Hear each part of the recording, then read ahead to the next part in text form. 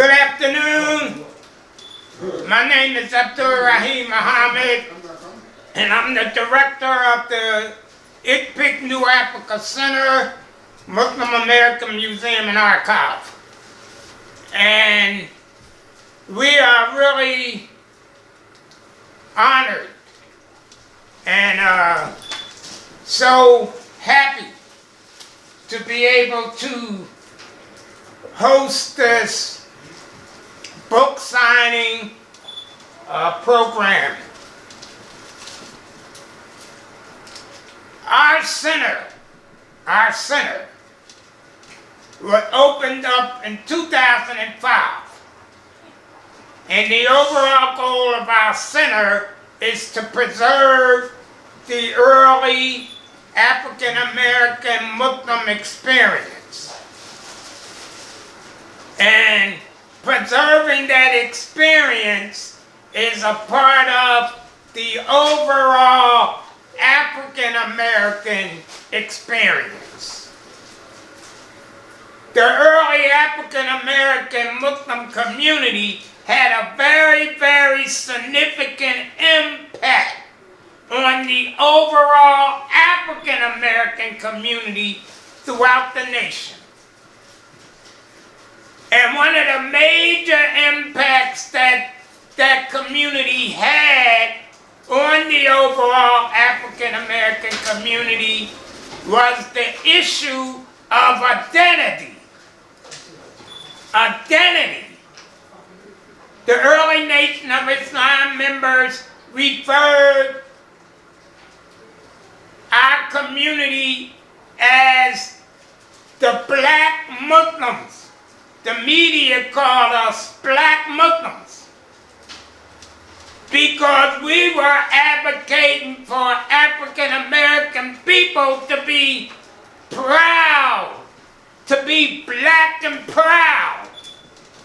We were encouraging our people to feel good about themselves and to believe in themselves. The early Nation of Islam done away with the term Negro, because a Negro was no more than a product of slavery. The Negro was the product of the factories in the Antebellum South that was just producing a group of people that was made to serve white folks, period, and be seen as inferior. So early Nation of Islam addressed that issue and told black people to stand up and be proud of who they are. And we were not Negroes. Our newspaper said we were so-called Negroes. This identity crisis that slavery created in the African American people was a very serious psychological problem and damaging to our minds. But it was the work of the early Nation of Islam and other movements that worked to uplift the people in our community and give them a new sense of identity and a sense of pride and self. So today you can see the impact of that movement in the young generations today. In the African American community, we no longer give our children the names Sally, Dick, and Jane. Those are European names. Now our children will carry the name Hakim and Kareem and Hasan. How did that happen? Because of the work of the previous generations to instill a new sense of identity in the African American people.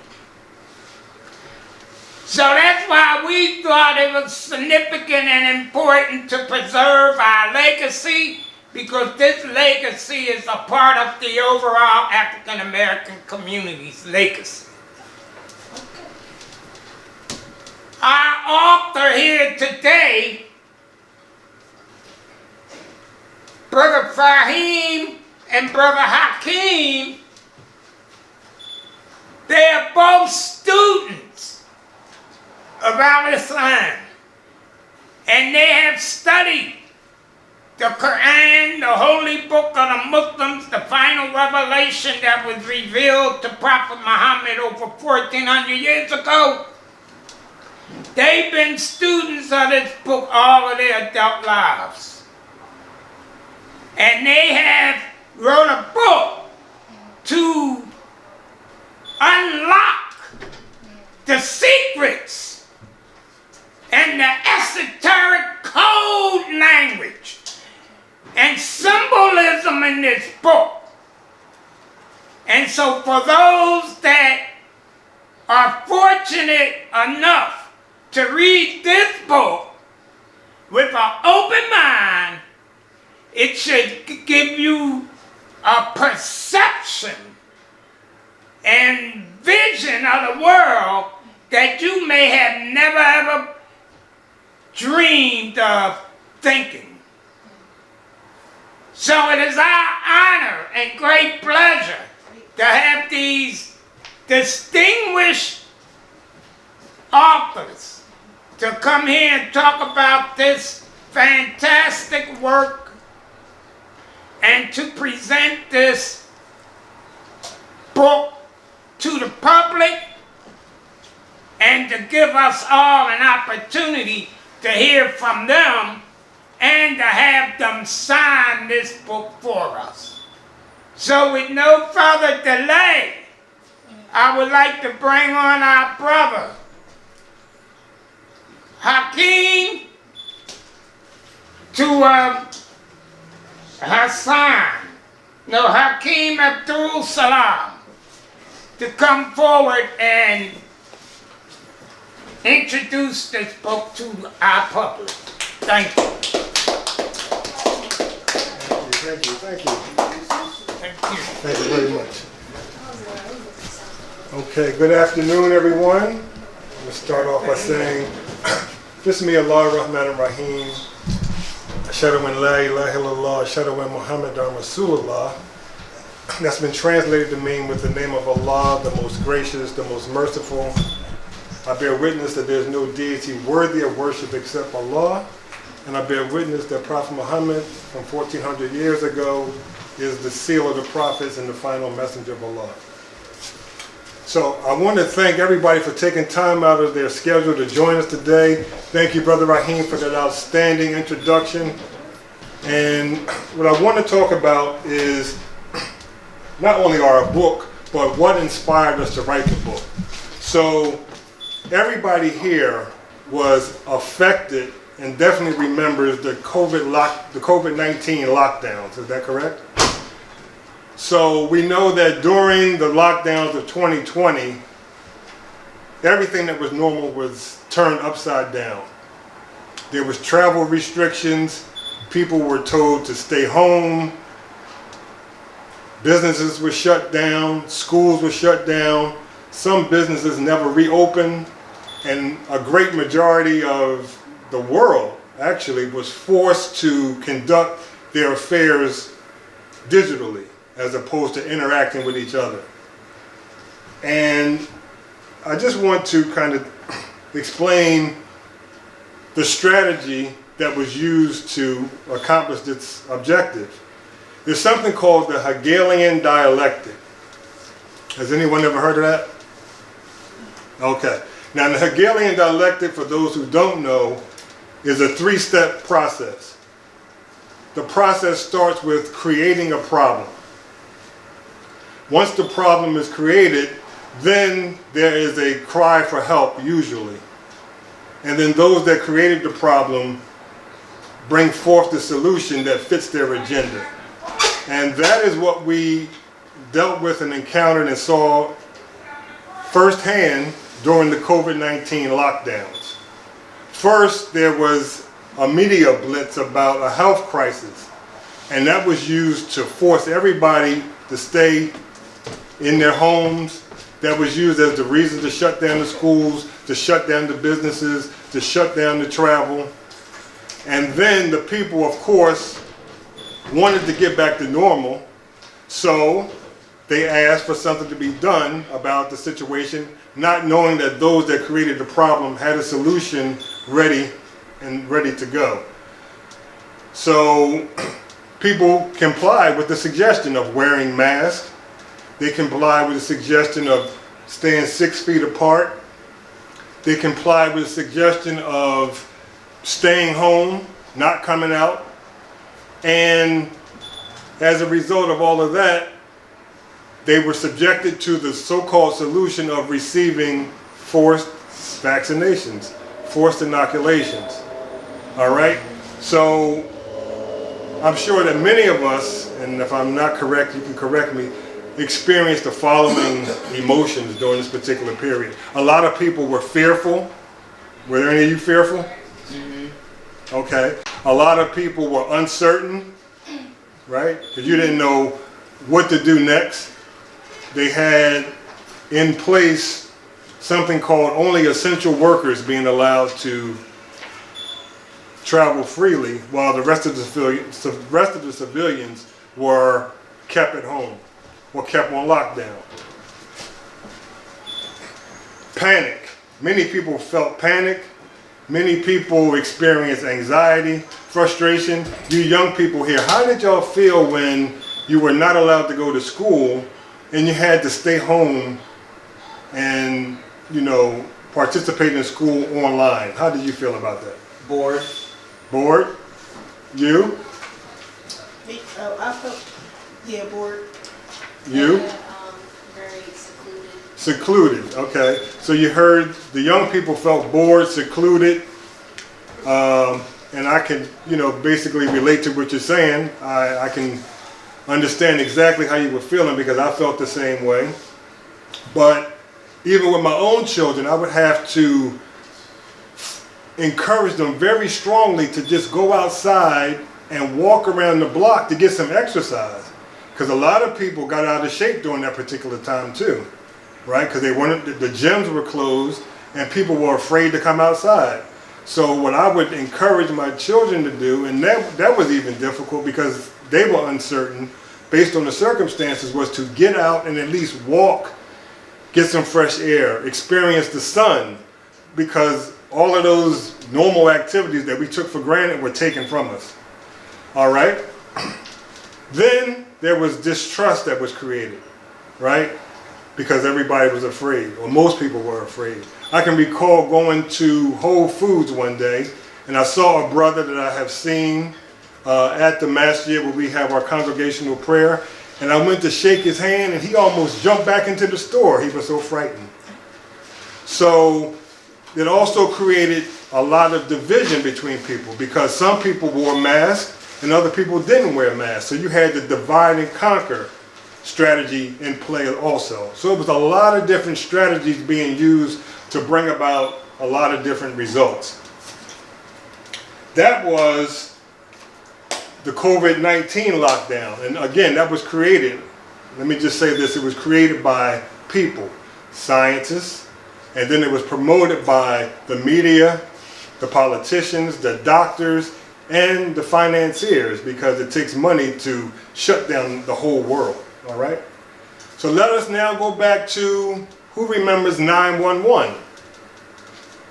When the planes crashed into the towers, right? Again, the same strategy, where the problem was created, and then the people were stunned and looking for help and answers, and then the solution that was offered was Homeland Security. So now when you go through the airport, you almost have to strip down to your underwear to get to the planes. And other restrictions that were imposed, all right? And again, the same emotions were activated in people: fear, uncertainty, distrust, division. A lot of people distrusted the Muslims because the narrative on the media was that the Muslims were responsible for the terrorist act. But what the media didn't tell everyone was that there were firefighters that were on the scene that reported that they heard bombs exploding underneath of the buildings. But we never heard that on the media. Did anybody hear that? Okay. So, again, I can imagine how you all felt, because I felt the same way. The emotions of uncertainty, frustration, boredom, and all of that.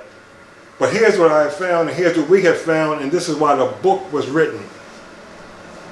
After 25 years plus of studying the Holy Quran and other resources that are back there on the table, books by other authors, we have found that we have been able to identify the people responsible for causing these problems, creating these events. We found out who they are, what they believe in, how they think, and why they're doing what they're doing.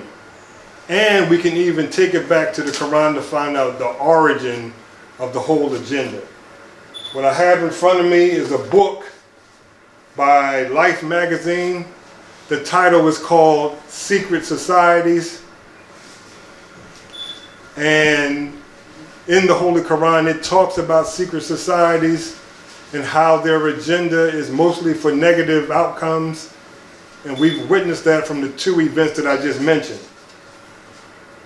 But the important thing about it is to understand is that these events that have been caused in society and worldwide have been caused by actual people.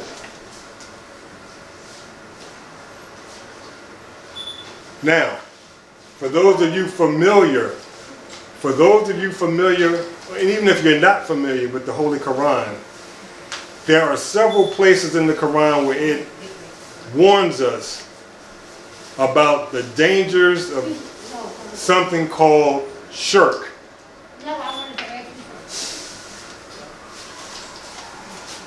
Let me just go back. Now, this book is called, before I talk about the shirk, I just want to go back to the title of the book. The title of the book is called The Secret Coded Language of the Holy Quran Revealed. And the reason that it's titled that way is because, as I mentioned, we found out who these people are, how they think, what they believe, and all of that information is in the Quran, but it's codified. And through our research of reading the Quran, not just reading the Quran, but studying the Quran, and again, reading other sources of information, we've been able to come together and unlock the coded information in the Quran to explain to other people what we have found, who they are, why they're doing what they're doing, what is their agenda, when did it start. So again, the Holy Quran cautions us very, very strongly about committing something called shirk. And for those who don't know, shirk is when you associate partners with the one creator, because there's only one source of creation. And when you say that there's something else that has knowledge or power like that single source, then you have committed what is called shirk, and it's an unforgivable mental mistake. And the reason I say that it's an unforgivable mental mistake is because, again, based on our study and research of the Quran, we know that there was an event. I'm going to share this with you. Maybe you will pick it up later today or later in your life. But there was an event that took place prior to us being placed in our mother's womb. Now, we don't remember it consciously, but that event is contained in our subconscious mind. And it's important that we understand this, because there is no forgiveness for committing shirk, right? It's just like when you go to school, you know who your parents are, who your guardians are, so that when you leave out the door, even though you haven't seen them in 5 or 6 hours, when you come back, you still know who they are. Nobody can tell you anything different. That's your mother, that's your father, that's your grandmother, your grandfather, whoever it is, you remember who they are, and nobody can tell you anything different. Well, that's the same situation when it comes to our Creator. We all know deep down inside what we're supposed to be doing and the criteria that we're supposed to be obeying. And we know that because, again, in something called the realm of the souls, we took the Shahada. In the beginning, when I first came up, I said, Ashhadu an la ilaha illallah, which means there's no deity worthy of worship except Allah. Now, I said that at this time, but we all said that before we were placed in our mother's womb, and everybody from the time of Adam until the end of time made that same testimony. So I bring that up so that we can make the connection why shirk is unforgivable, because we know better. So without further ado, I want to bring up my co-author of the book so he can make a couple of comments, because the one thing that I want to say before I bring him up is going back to shirk, going back to the idea that we know better than that. We have been programmed from a very, very early age, once we're born, to associate partners even though we're not supposed to be doing it. So we believe, well, we have been taught to believe in ghosts and goblins and devils and this supernatural power of evil called Satan.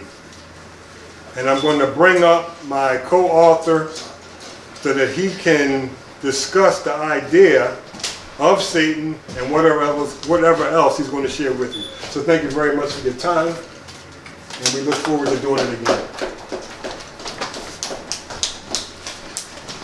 How would you set this up?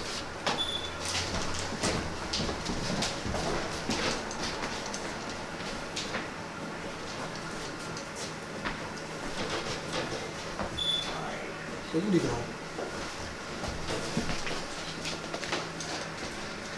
This way? How are you going? Yeah, you're right. That right? Yes, keep that part back. You sure? You might have to turn it around. Okay.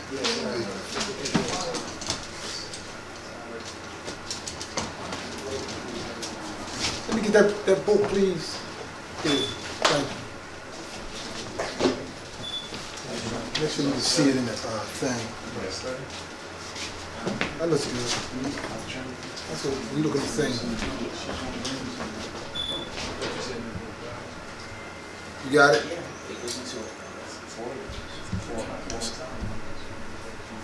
You got it?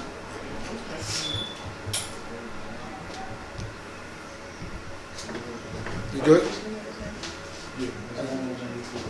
You good? Well, you straightened it out.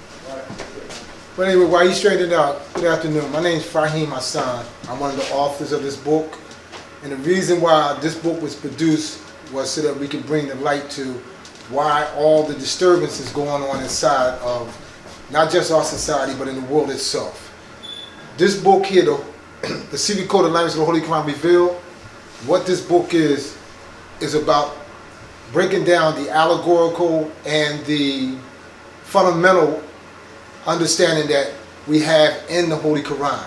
And a lot of people are not really aware of what the difference is. There's things that exist inside of this book that are fundamental, like saying your prayers or worshiping your Creator. That's a fundamental understanding that we all should have. When we came here to move around in this world, we came here to find our Creator. That was the whole mission of us showing up out of our mother's wombs. So we made the book so that it would break down a more simpler way, a more layman's way of understanding all of our journey here.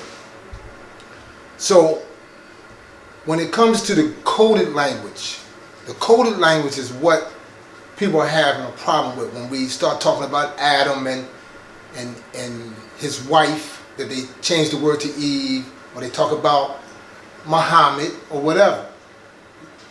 There's things that need to be cleared inside our minds to understand why these men and women had to show up as lights of understanding for us to participate in this world journey that we're all in. But one of the things that yeah, you bring it up. One of the things that need to also be added is the fact that we're not really clear about one of the key things called shaitan, Satan or the devil. And a lot of people misunderstand that word. They believe that Satan or the devil is some type of creature. And what we're here to tell you is it never was a creature. It was never some entity or any supernatural enigma that's running around that we can't tangibly understand. This terminology called Satan or called the devil is nothing but an organization that was started years ago. Y'all got it? You can sit it up there. You can sit it right up there. Okay. That way it won't be too difficult for you. Go ahead. You slide it over there. That way they can see it. So I don't want the chair. That's all right. No, put it here. We can put one right here. There you go. That way. You can get it all in. Put one down. Raheem wanted that in there, so we wanted to clarify that there's a misunderstanding about this term, and it's the most ancient corporation that ever started, and where you will find it at is on the back of something called the dollar bill. On the back of the dollar bill, you will find something called E plumis unum, and it's like a ribbon or a snake inside the mouth of the eagle. And the reason why it's sitting in the mouth of the eagle is because one out of many, which is called E plumis unum, what it does is it shows you that one organization is being controlled by a stronger organization, symbolized by this eagle. Even though we may not realize that when they show these little images to you, they really mean something about a corporation. A bigger corporation is controlling another corporation. And that corporation that we're talking about, E plumis unum, is the corporation that they call today Shaitan or the devil. It's not a creature, it's not an entity, it is a corporation. It's an ancient corporation, really classifies the brotherhood of the snake. And if you ever get a chance to, you'll see on the front of all pharaohs, that's why they show you on the back of the dollar bill this pyramid on the back of it, because the people from the time of the Egyptians, they had this logo or this headdress where there's a snake at the top of it. And when you see that snake, it's really symbolizing their order that they belong to. That order is controlled by another order. The order that I'm going to mention to you is the order that controls the snake organization called Shaitan. That organization, I'm sure y'all have heard of it, it's called the Illuminati. The Illuminati. I know y'all heard that word before, so I can see it on some of your faces. They make you think that the Illuminati was started back in 1776 by a guy by the name of Adam Weishaupt, but it wasn't. He was hired by the Illuminati to reestablish their order, to reestablish their control over the people, which is controlling your water, your gas, your electric, and anything that's laying in the ground, gold, silver, it doesn't matter. They just want to control the planet. So what they did, they hired this man and they had him reinstate their agenda or their operation because it was torpedoed by Muhammad of Arabia, Saudi Arabia. Muhammad of Arabia torpedoed it and they wanted to reestablish it again. So what we're doing is, in a nutshell, we made this book here so that this book could break down to you what Shaitan is in a much more layman way.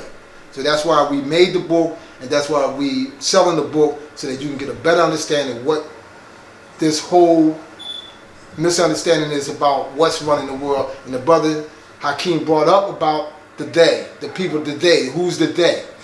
This is the people. They're just people. They're not creatures. There's nothing spooky. It's tangible. These are people that the Creator, Allah, said that if you needed to get go to war against them, you can. And that's what the whole reason why Muhammad, Salaam of Arabia, went up against these people. No different than Moses and Noah. They did the same thing against these people. But I'm not gonna hold you long. I just wanted to bring this up so you would understand why we made this book called the secret code of language of the Holy Quran revealed. I see there's other people coming in, and I hate to cut this off because I know they probably wanted to hear this. So this is the reason why we made the book, so that you can understand what the coded language is in the Quran. People don't realize it's coded, but it is coded things. When you see something about Moses and a stick and a snake, the stick turned into a snake and all that, it's not talking about a physical thing. It's talking about the intellectual understanding of each one of us, that we need to understand that there's something going on inside of us that we need to keep erected, upright, and strong. If you let go of your intellect and allow it to become mischievous, it will become slimy like a snake, and that's all that it's talking about, something of that nature. That's why I'm showing you here, this book is the breakdown of codes. What we're talking about is in this book. If you buy the book, you'll find out even in more detail the fundamental understanding of why the misunderstandings are going on. You need to get this book, because this book will break it down to you in a much more basic way, layman's terms. Thank you.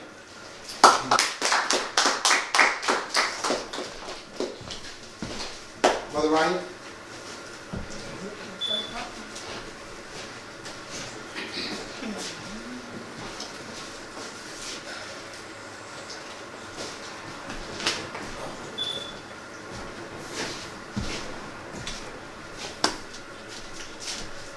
Well, we are really have these distinguished authors present here today, and you all can now purchase this book yourself and get your autograph, authentic autograph that will be a keepsake.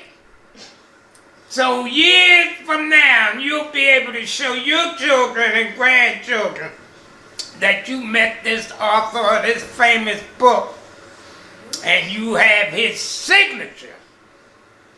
So we want everyone in here to put up their money so they can buy the book and get the signature of these authors on your book. Isn't that what we want to do next? Anybody have a question for the office? Do anybody have a question for the office? No question, youth? Anybody have a question?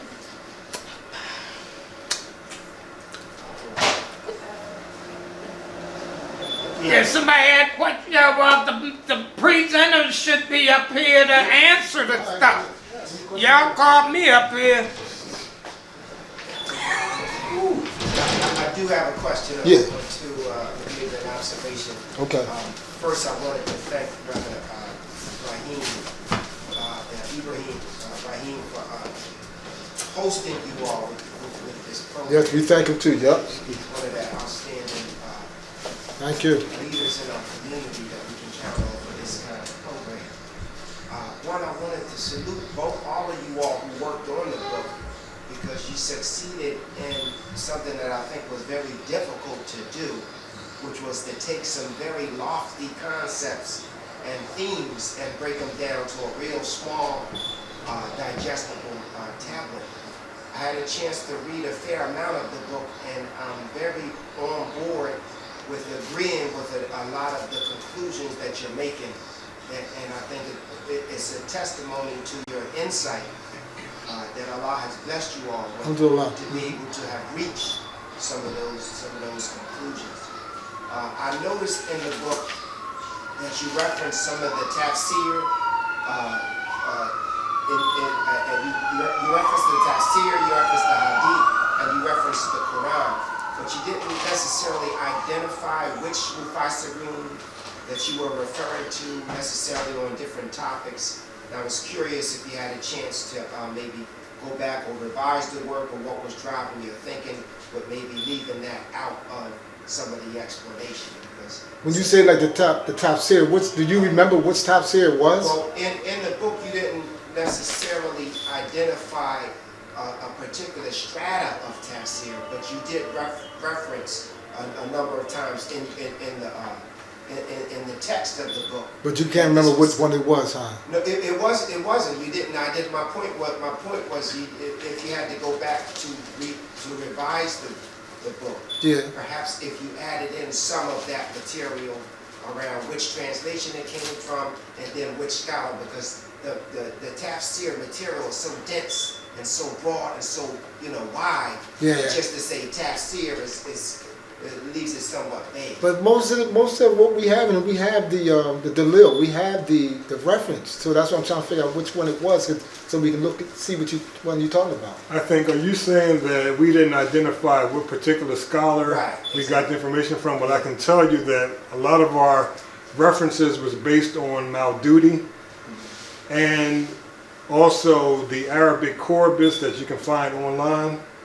So if you put a verse in Google, it'll come up, and then you can find various translations from various authors or various scholars, like Pickthall, Yusuf Ali. So whatever fit what we were trying to say, that's what we use. And also Bukhari and Muslim.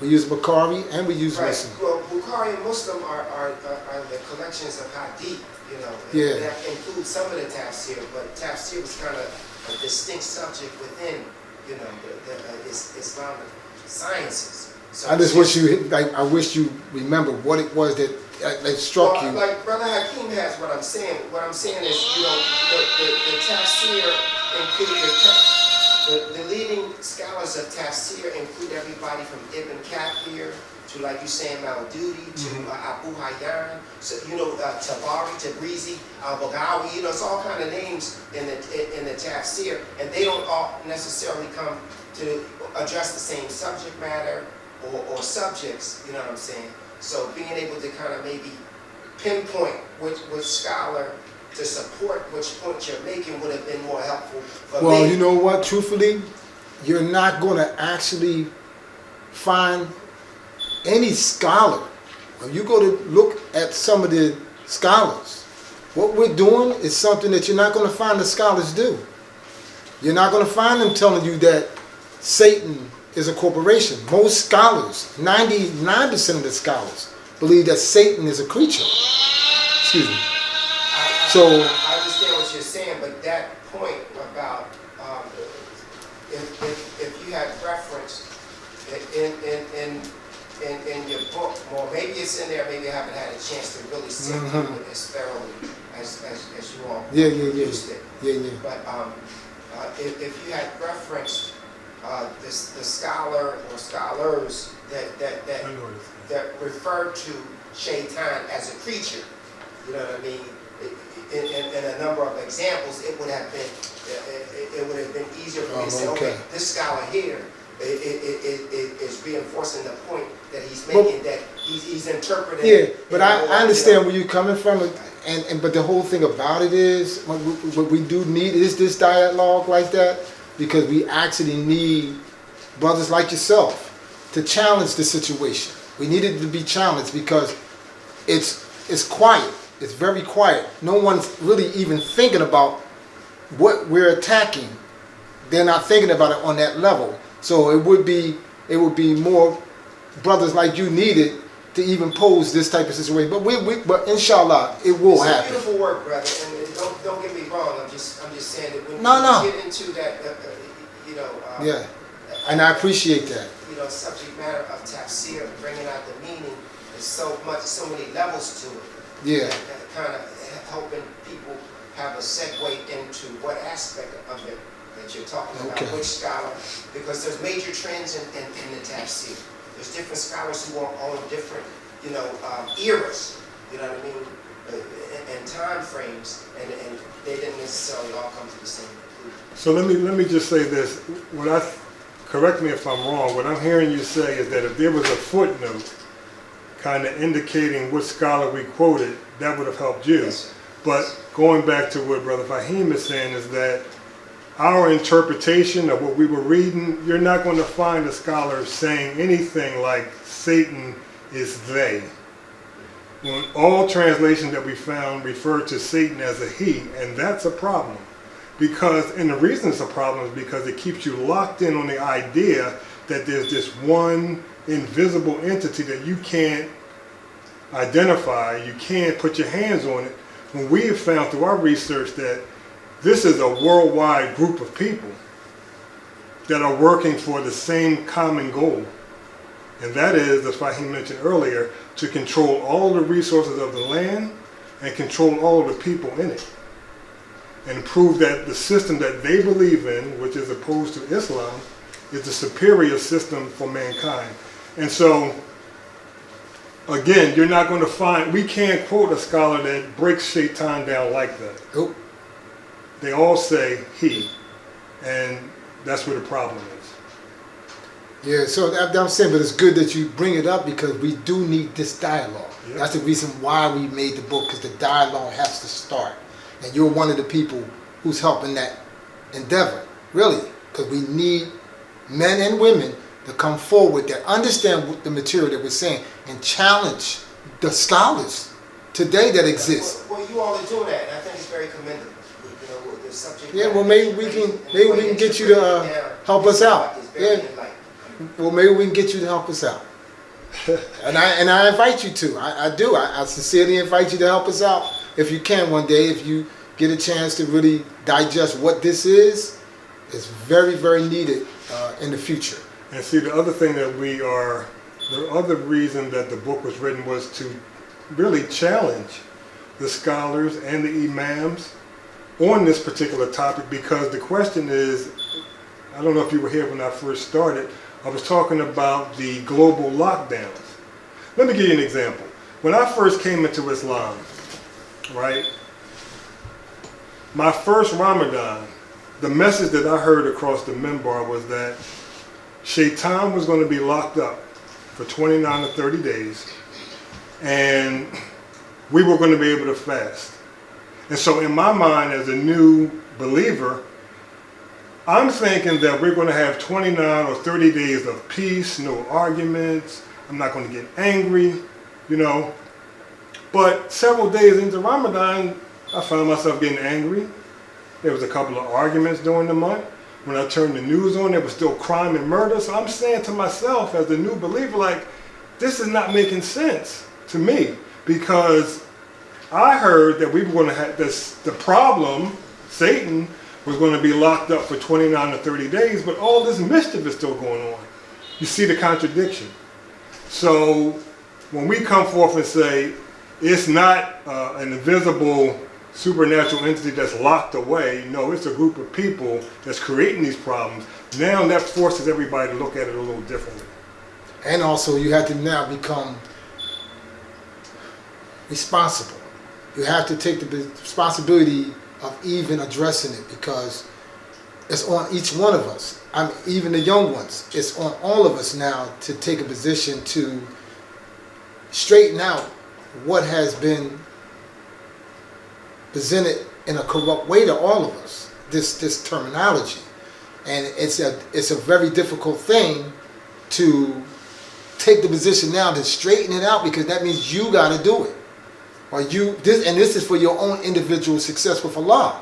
You have to do it, because if you don't, just by us standing here presenting this to the young sisters and brothers and gentlemen, now you cannot say that this was not presented to you.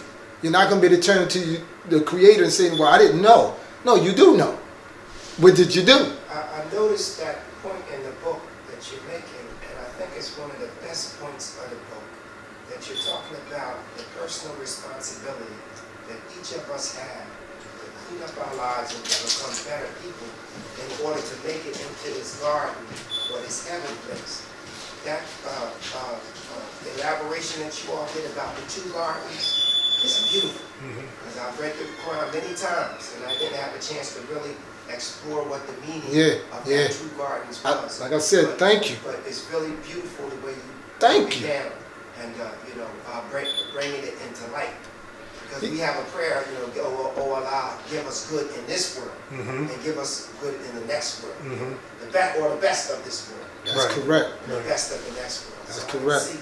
So And going back to what you're saying, when you think about that, and that's what the book is telling you. If you're telling me that Adam was thrown out of paradise, we already know you can't be thrown out of paradise. So what was he thrown out of? What did he lose? Him and his congregation lose. They just lost what they call a heavenly or high control of the landmass. Their empire went down just as the Illuminati empire went down because they challenged the divine revelation that was coming to help them straighten out their empire that was starting to be corrupt. And that's why the Creator always sends someone in to help realign everybody back to the proper way. And what you're saying there when you talk about the two gardens, one is not talking about some heavenly garden that Adam was thrown out of. Right, you gotta go to. Yeah, you know what I mean? And what we're striving to get is that next paradise, the real paradise, through the deeds that we do here. So you have to earn that. But if you do nothing, as they said, the saying is, bad men prosper as long as good men do nothing. We can see these people be corrupt, but then what did you do? You did nothing. So what kind of result did you think should come out of it? So we're two brothers that, and as we see with everybody that's here, we're trying to understand to do the right thing in regards to the wrong things that are going on before Allah just tells that that's it and shuts the door on this place. So we got time. We just have to now take the position, inshallah, with responsibility to stand up and do something about it. And that's what we're trying to be, good people going against bad people. And that's all it has been all the time. There's no creature. It's just bad people. So, thanks for the question. Excellent. Any other questions or comments? We know that the material was challenging because it's new and it goes against everything that we've been taught. And so I'm going to say this. Nobody wants to admit that they're wrong. We've been studying and reading for 5, 10, 15, 20, whatever. And now someone comes along and say, well, wait a minute, maybe that's not correct. Maybe that belief that you have is not correct. Here's another perspective. This is all we're saying. Now, if you accept the other perspective, great. If you don't, that's fine too. But now you can't say that you didn't know that there was another perspective available. There's a picture right there. Bring it out. Yeah, and there's, matter of fact, I want to show you, because Brother Raheem, he has something right here. This one against the wall, right there. The big picture, right there with Elijah Muhammad. I want to bring this in because it struck my attention that when you look at this picture, and it even states, it says reflection. It says reflection. Muslim history in America. That's what it says. And these are many great people who are involved in it. The thing about it is, what we must understand is, being that we are the Muslims, or we exposed to al-Islam, this is a continuation of the history. That's all we're doing. We're just continuing to add our position to, or our contribution to, the evolution of Islam in America. And if we thought that this was it for Islam, we're showing you there's more to it. And that's why we're getting the opportunity to add historically the additional move, because this is not like an option. This is a mandate. What we're saying, this is a mandate. You have to get this information, because if you don't get this information, you're going to cross from this world to the next world with bad information, and the bad information that you're going to cross into it is going to be against your own account with your Creator. And that's why we're adding the historical contribution why did Islam have to be sent to any nation. Why? It's no different than what our nation is. And if we can't see through all the killings and the corruption in America that something needs to be straightened out, where did we think it was going to come from? It has to come from, and it always came from, Islam.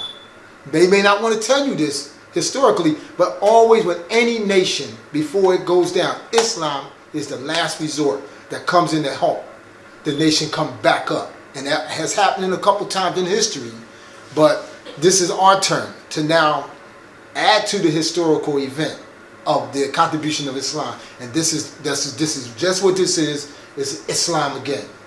And it's just that we're just not used to, when those who do read the book, we're not used to this presentation, because the presentation that we have right now is what we're used to. Like it says in the Quran, you continue to follow what your forefathers told you. But here's some more information to help you do a little better job on what your forefathers made a mistake. They blundered. So we're just trying to say, look, they just blundered. Okay, we have to understand that happened. Let's straighten it out. Let's take the position to straighten it out. It may not be even in this generation, maybe the next generation, but it's going to happen. It is going to happen. And hopefully each one of us will get a chance to play our part, because once you leave here, now you're left at home thinking about what we just said. And now you're obligated to either stand up or do what the rest do, follow the herd back into darkness again. We don't want you to do that. We're trying to keep the light in front of you so you know how to keep going as you move through this maze of America, because America's in bad shape right now. And especially the young brothers and sisters, y'all know it's kind of crazy. So that's about the best that we can do, and I appreciate anybody that's here and that brought the book, and hopefully you'll spread this information to other people. So that's about it. Thank y'all. All right. Thank you. Close out right here.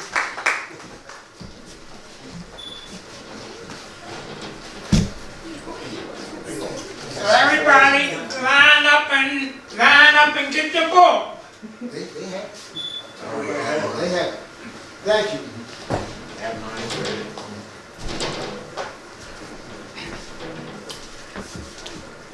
So we really thank everyone for coming out, and like we said, the key to our program today was for you to actually get an autographed copy of this book and the insights of these two outstanding authors. So if anyone has any specific questions that they want to ask me, well, we look forward to you coming back again, and our associates will be right in the rear with their book, and so just get right in line and get your signed autograph book. Thank you. Thank you.